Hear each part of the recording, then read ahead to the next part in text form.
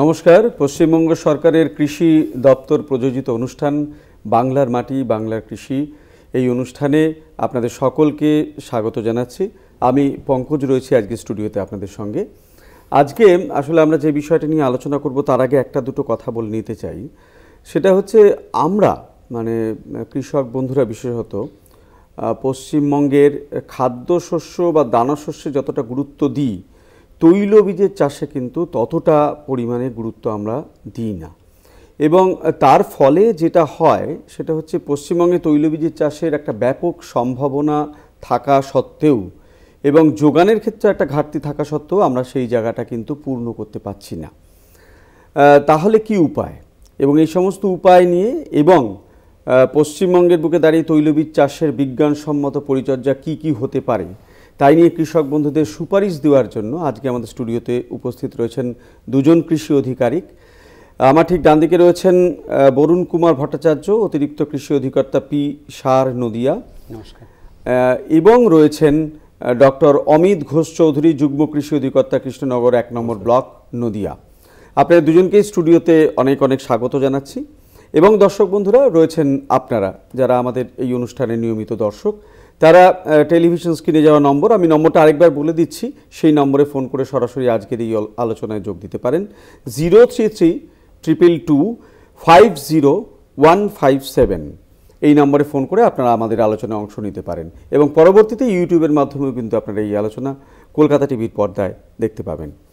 আমি শুরুতেই বনবাবু আপনার কাছে আসব। তৈলবীজের চাষের গুরুত্বর জায়গাটা যদি শুরুতেই দর্শক বন্ধুদের জন্য একটু আপনি বলেন।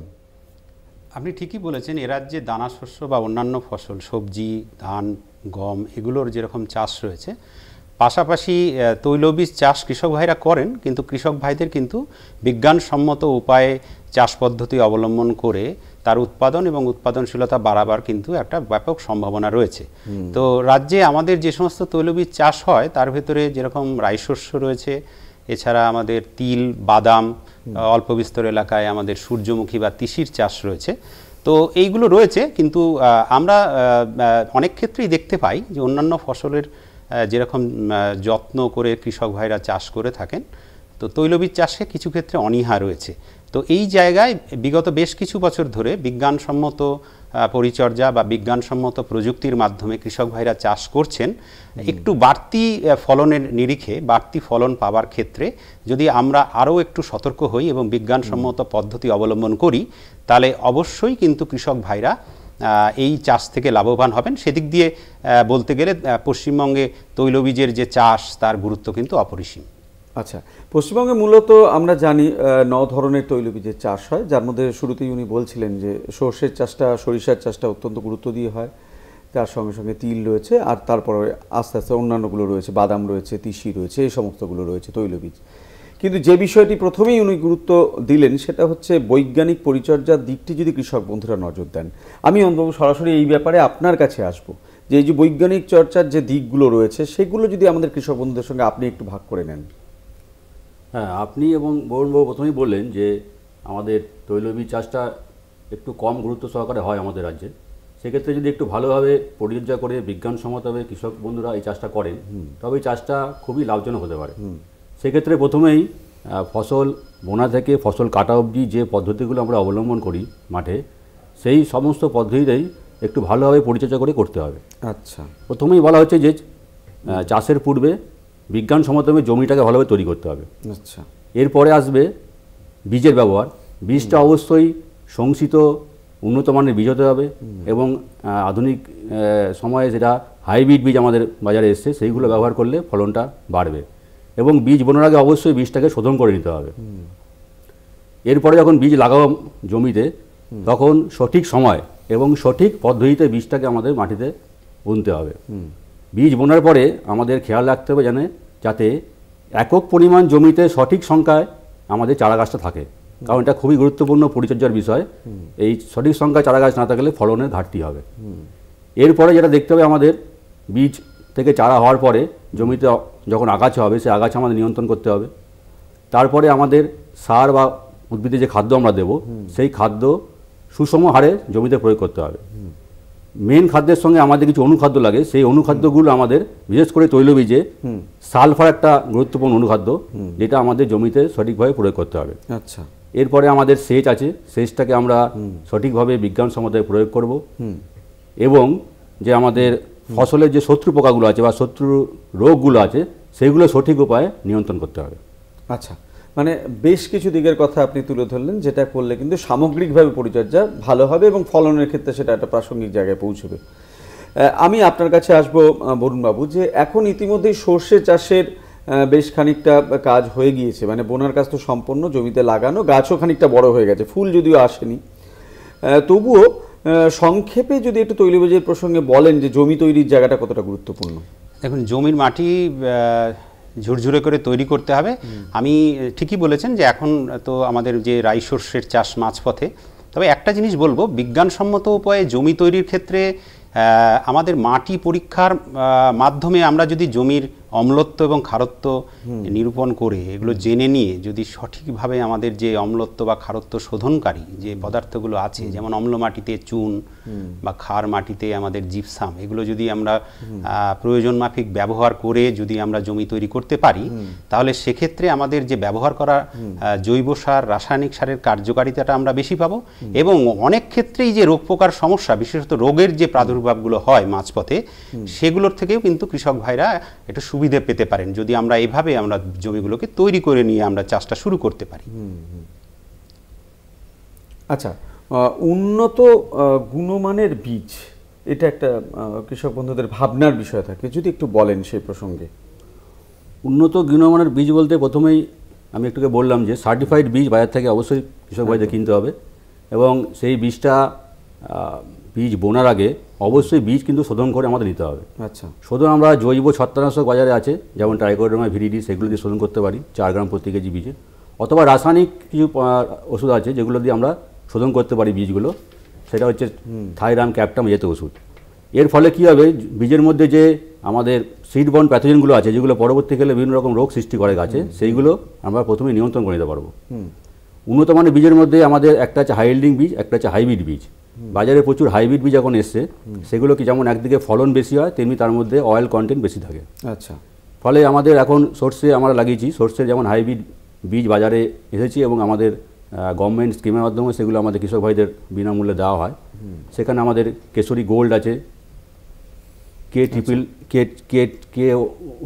আছে, K111 আছে, K222 আছে, কেশরী গোল্ড আছে, JKMS 8532, এই ভ্যারাইটিগুলো আমাদের বাজারে আছে, এবং এইগুলো আমাদের অবশ্যই কৃষক ভাই ব্যবহার করতে হবে। এরপরে আমরা পরবর্তী ক্ষেত্রে আমরা তিল বুনবো ফাল্গুন চৈত্র মাসে। তিলের ক্ষেত্রেও কিছু উন্নত মানের ভ্যারাইটি আমাদের বাজারে পাওয়া যায়, সেগুলো সুভদ্রা, সাবিত্রী এই নামে পাওয়া যায়। এই বীজগুলো ব্যবহার করলে যেমন ফলনটা বেশি হবে, ফলে আমাদের কৃষকদের লাভটা বেশি হবে। আচ্ছা, এগুলো কি সবই স্বল্পকালীন নাকি দীর্ঘ সময়ের? মানে হাইব্রিড ভ্যারাইটির একটু সময় লাগে একটু ফলন পেতে, কিন্তু অবশ্যই এগুলোর থেকে ফলন কিন্তু বেশি হবে এবং অয়েল কন্টেন্ট তার মধ্যে বেশি থাকবে। আচ্ছা আচ্ছা, আমাদের মধ্যে কি কোনো দর্শক বন্ধু উপস্থিত রয়েছেন? আচ্ছা, আমি তাহলে বরুণবাবু আপনার কাছে আসছি, যে এই যে সময় মতো বীজ বোনার একটা গুরুত্ব রয়েছে, যদি আপনি সংক্ষেপে একটু বলেন তার সঙ্গে ফলনের কি সম্পর্ক রয়েছে। ঠিকই বলেছেন যে বীজ বোনার যে সময়, সেই সময়ের ক্ষেত্রে এবং সময়ের সঙ্গে ফসলের যে ফলনের যে সরাসরি সম্পর্ক, সেটা কিন্তু অনেক ক্ষেত্রে কৃষক ভাইরা খেয়াল রাখেন না।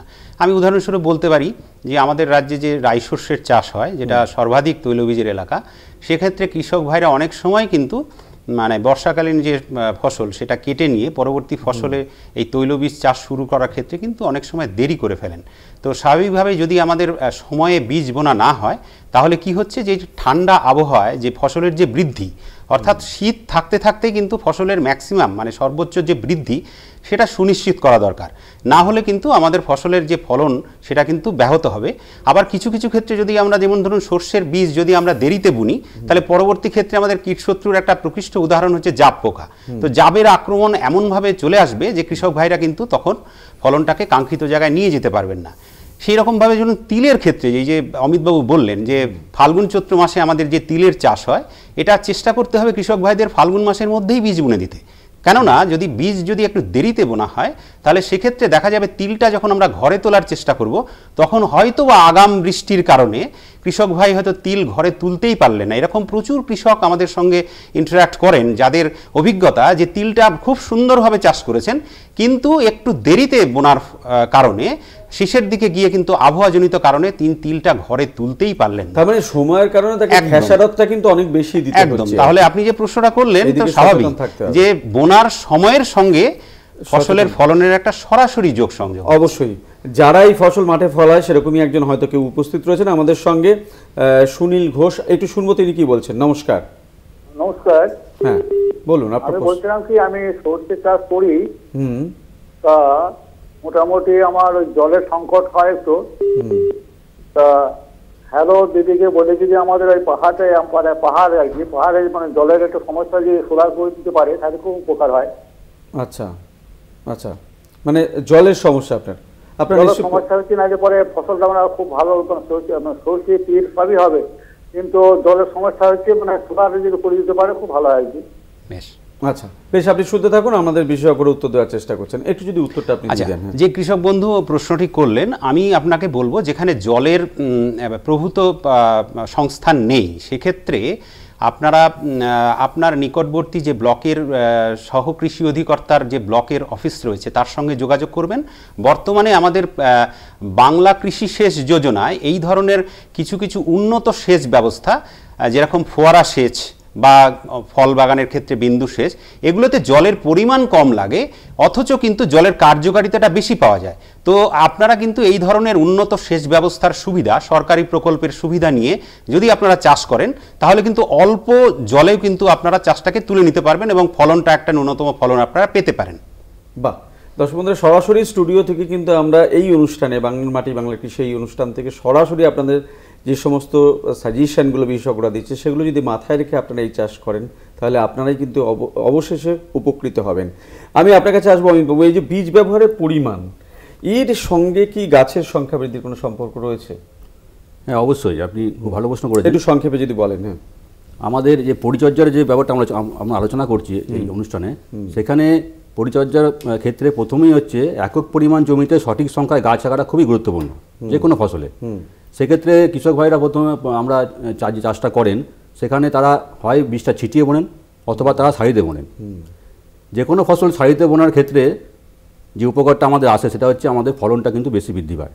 তার কারণ হচ্ছে প্রত্যেকটি গাছ সমপরিমাণে জমি থেকে খাদ্য এবং পরিবেশ থেকে বাতাস আলো তারা গ্রহণ করে এবং সব গাছগুলো একইভাবে বাড়ার সুযোগ পায়। হ্যাঁ, ফলে যদি তারা সারিতে বোনে তাহলে তৈলবীজের ক্ষেত্রে 15 থেকে 16 দিনে সেই যে গাছটা আমাদের থাকবে সেই এক্সট্রা গাছগুলো আমাদের চারাগুলো তুলে ফেলতে হবে। আচ্ছা, এবং 30 সেন্টিমিটার ইন্টু 10 সেন্টিমিটার এই স্পেসিং আমাদের রাখতে হবে জমিতে। আচ্ছা, এছাড়া যদি আমাদের তারা ছিটিয়ে বোনে তাহলেও সেই ক্ষেত্রেও প্রতি বর্গমিটারে 35 থেকে 40টা গাছ সেখানে রাখতে হবে জমিতে এবং বাড়তি গাছগুলো তুলে ফেলতে হবে। আচ্ছা, এবং একই সঙ্গে সেই সময় তাদের আগাছাটাকে নিয়ন্ত্রণ করে ফেলতে হবে। আচ্ছা, আপনি যখন এই আগাছা নিয়ন্ত্রণের প্রশ্নে আসলেন, আমি সরাসরি বলবো আপনার কাছে আসবো যে এই যে আগাছা নিয়ন্ত্রণ, আমরা জানি যে কোনো ফসলের ক্ষেত্রে যে আগাছা কিন্তু প্রায় 30% উপরে তার ফলনকে ক্ষতিগ্রস্ত করে দিতে পারে, মানে একটা বৃহৎ কারণ থাকে আগাছা। আপনি যদি একটু বলেন তৈলবীজের ক্ষেত্রে।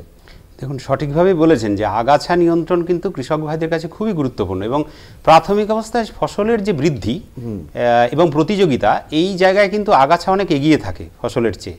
তো স্বাভাবিকভাবেই একটা নির্দিষ্ট সময়ের মধ্যে যদি প্রাথমিক অবস্থায় আগাছাকে নিয়ন্ত্রণ না করা যায় তাহলে এই আগাছাগুলো কিন্তু আমাদের কিন্তু ব্যবহার করা রাসায়নিক সার জৈব সারে ভাগ বসায়।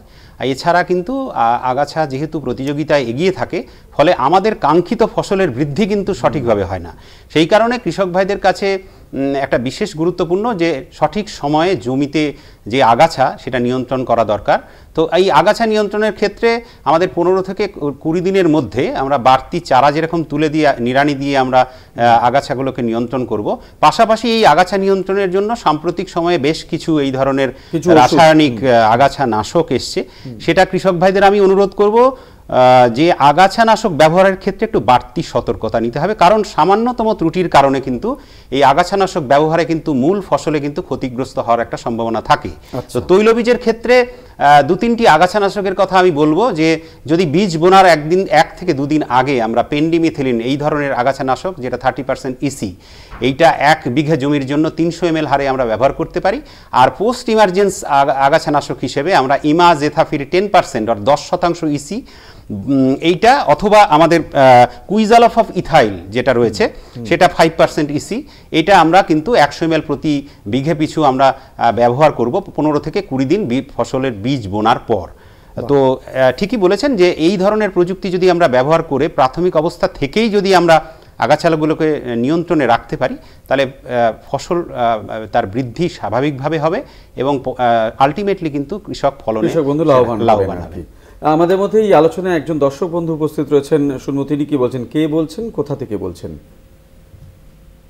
নমস্কার, আমরা শুনতে পাচ্ছি, আপনি বলুন। আপনার টেলিভিশনের সাউন্ড মিউট করে আমাদের সরাসরি প্রশ্ন রাখুন আপনার। নমস্কার, আছেন কি? হ্যালো, হ্যাঁ বলুন, আপনার প্রশ্নটা বলুন। ওই যে আপনার কার্যকারী নিয়ে প্রশ্নটা করেছিলাম। হ্যাঁ, আপনি কোথা থেকে বলছেন আর কে বলছেন যদি শুরুতে একটু বলে দেন। এই বাগনান থেকে বলছি, হাওড়া জেলা বাগনান থেকে অনুপ মাইতি। আচ্ছা অনুভব, বলুন আপনার প্রশ্নটা রাখুন। ওই তৈলবীজের নিয়ন্ত্রণের ওষুধের জন্য বলছেন। আচ্ছা, আপনি শুনতে থাকুন, আমরা আলোচনা করব। আপনি প্রশ্নটা বুঝতে পারছেন? একটু যদি মানে আমি ঠিক বুঝতে পারলাম না আমরা আপনার প্রশ্নটা শুনতে একটু অসুবিধা হলো, আরেকবার যদি বলেন আর কি। আচ্ছা, কোনো কারণে সংযোগটা সমস্যা হচ্ছে, আপনি আবার টেলিফোন করবার চেষ্টা করুন, আমরা নিশ্চয়ই উত্তর দেব। আগাছা নিয়ন্ত্রণ এক্ষেত্রে কিন্তু একটা বৃহৎ জায়গা রয়েছে আর কি তৈলবীজের চাষের ক্ষেত্রে, সেটা অমিতবাবু প্রথমে বললেন এবং পরবর্তীতে বরুণবাবু যেটা বললেন যে একই সঙ্গে হাত নিড়ানির পাশাপাশি কিন্তু বিভিন্ন রাসায়নিক ওষুধ বেরিয়েছে, সেগুলোকে প্রয়োগ করতে হবে। আমি সরাসরি অমিতবাবু আপনার কাছে আসবো। এই উদ্ভিদের সুষম খাবার, এটা তো একটা খুব গুরুত্বের জায়গা, সার প্রয়োগের যে বিষয়টি, আপনি যদি একটু দর্শক বন্ধুদের জন্য এবং কৃষক বন্ধুদের জন্য বলেন কিভাবে সেটা করবে। হ্যাঁ, যে কোনো গাছেরই সুষম খাবার সুষম হারে প্রয়োগ করতে হবে। সেটা ক্ষেত্রে আমাদের যেমন অজৈব খাদ্য উপাদান আছে উদ্ভিদের ক্ষেত্রে এবং জৈব খাদ্য উপাদান আছে। একদম অজৈবের মধ্যে আমাদের যে জৈব সার আমরা ব্যবহার করি, বাজারে পাওয়া যায়, সেগুলো অবশ্যই প্রথমেই মূল চাষের সময় ব্যবহার করতে হবে। সেক্ষেত্রে আমাদের গোবর সার বা কম্পোস্ট সার বা কেঁচো সার 2.5 কুইন্টাল হারে প্রতি একরে জমিতে আমাদের প্রয়োগ করতে হবে। এছাড়া আমাদের তৈলবীজের ক্ষেত্রে যে রাসায়নিক সারগুলো লাগে সেটা হচ্ছে নাইট্রোজেন, ফসফেট, পটাশ, মূল সার যেগুলো গাছের খাদ্য, সেক্ষেত্রে তাদের ডোজ হচ্ছে নাইট্রোজেন 100 কেজি পার হেক্টর, ফসফেট 50 কেজি পার হেক্টর এবং পটাশ 50 কেজি পার হেক্টর। এটা সর্ষের এবং তিলের ক্ষেত্রে এই ডোজটা তারা ব্যবহার করতে পারেন। এবং সেখানে হাফ নাইট্রোজেন এবং পটাশ, তারা হচ্ছে হাফ নাইট্রোজেন, পটাশ এবং ফুল ফসফেট সারটা তারা মূল চাষের সময় জমিতে প্রয়োগ করবেন। এবং বাকি যে অর্ধেক নাইট্রোজেন এবং পটাশ সারটা আছে সেটা বীজ বোনার 30 দিন পরে তারা জমিতে দেবেন।